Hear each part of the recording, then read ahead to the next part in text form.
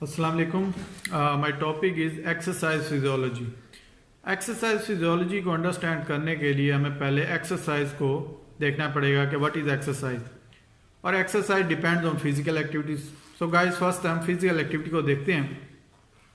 हमारी daily work related activities just like teaching, coaching या किसी काम से हम बाहर जा रहे हैं, यानी ऐसी एक्टिविटी जिससे हमारी बॉडी मूव हो रही हो और हमारी एनर्जी यूज़ हो रही हो, तो इनको हम फिजिकल एक्टिविटी कहते हैं। Now we talk about what is exercise. Exercise भी एक फिजिकल एक्टिविटी है, लेकिन ऐसी फिजिकल एक्टिविटी जो प्लान्ड हो, जिसका कोई स्ट्रक्चर हो, जो रेपिटेटिव हो और जो पर्पसफुल हो। ये चार चीज़ें जिस फिजिकल एक्टिविटी में होंगी उसे हम एक्सरसाइज कहेंगे। Now we talk about what is exercise physiology. The study of the function of the body during exercise, यानी एक्सरसाइज करते हुए हमारी बॉडी के फंक्शन के ऊपर जो इफेक्ट्स आते हैं, तो उसकी स्टडी को एक्सरसाइज फिजियोलॉजी कहा जाता है।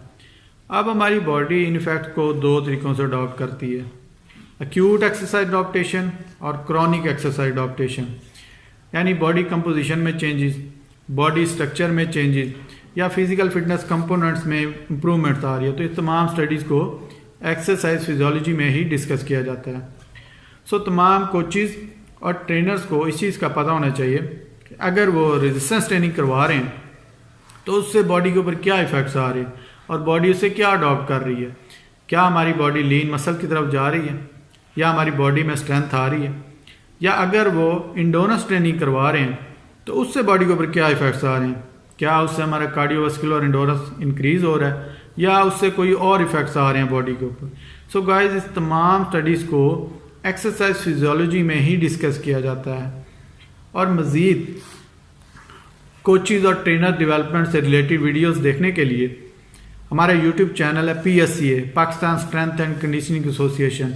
उस चैनल को सब्सक्राइब करें और आप वहां पर मज़ीद ऐसी वीडियोस देख सकते हैं।